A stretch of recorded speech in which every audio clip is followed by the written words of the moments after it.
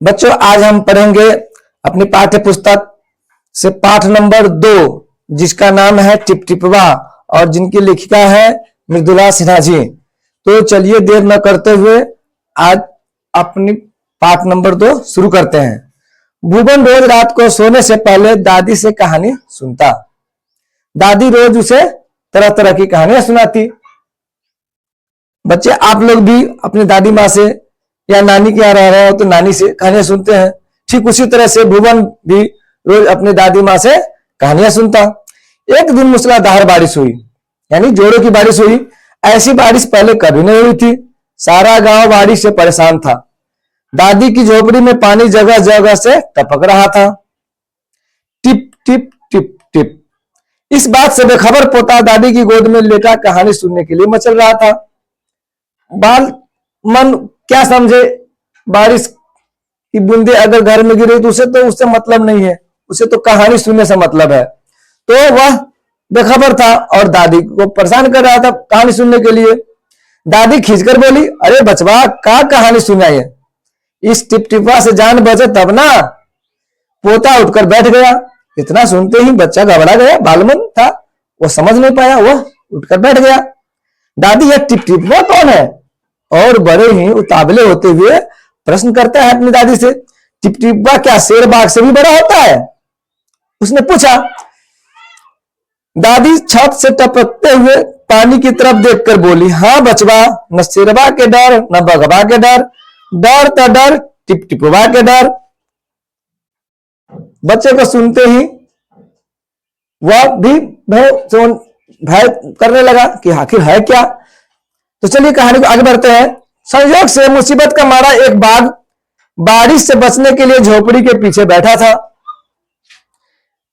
बेचारा बाघ बारिश से घबराया हुआ था। दादी की बात सुनते ही वह और डर गया। अब यह टिपटिपवा कौन सी बला है? उसने सोचा कि अब यह टिपटिपवा कौन सी बला है, जरूर यह कोई बड़ा जानवर है।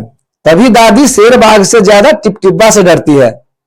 इससे पहले कि वह बाहर आकर मुझ पर हमला करे, मुझे ही यहां से भाग जाना चाहिए। यानी उसी जब दादी और पोते की बातें चल रही होती है और दादी जब समझाती है बच्चे को, अपने पोते को, कि हाँ बचवा, कि शेरवा के डर न बघवा के डर, डर तो डर टिपटिपवा के डर। संयोग से एक बाघ उसी झोपड़ी के पीछे, यानी झोपड़ी में बना एक छोटा सा झोपड़ी था, उसमें छिपा हुआ था एक बाघ। जब दादी की बात उसने सुना कि शेरवा के डर न बघवा के डर, डर तो डर टिपटिपवा के डर, तो वह डर के मारे वहां से भाग गया। उसने सोचा कि जरूर यह टिपटिपवा कोई बहुत बड़ा जानवर है जो हमसे भी ज्यादा ताकतवर है।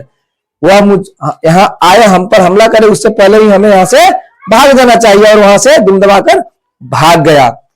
बाघ ने ऐसा सोचा और झटपट वहां से दुम दबाकर भाग चला।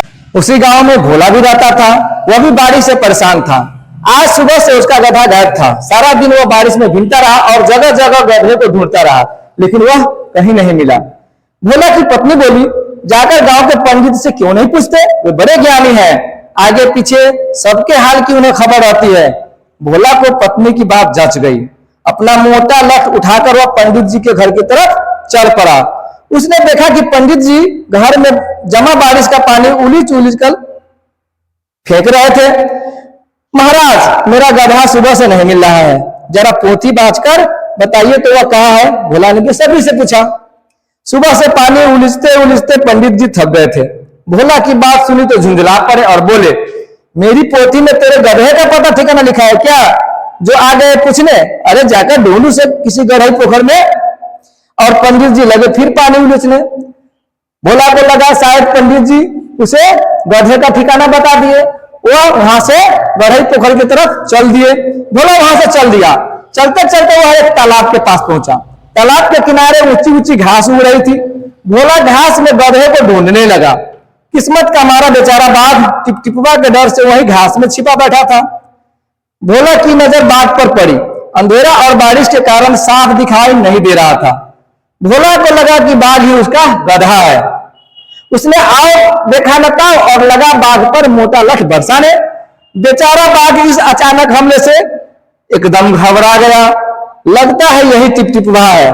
उसने सोचा कि लगता है यही टिपटिपा जो पीछा करते हुए यहां तक पहुंच गया, आखिर उसने मुझे ढूंढ ही लिया, अब अपनी जान बचानी है तो यह जो कहे चुपचाप करते जाओ। बाघ ने मन ही मन सोचा, आज तूने बहुत परेशान किया है, मार मार कर मैं तेरा कचुम्बर निकाल दूंगा।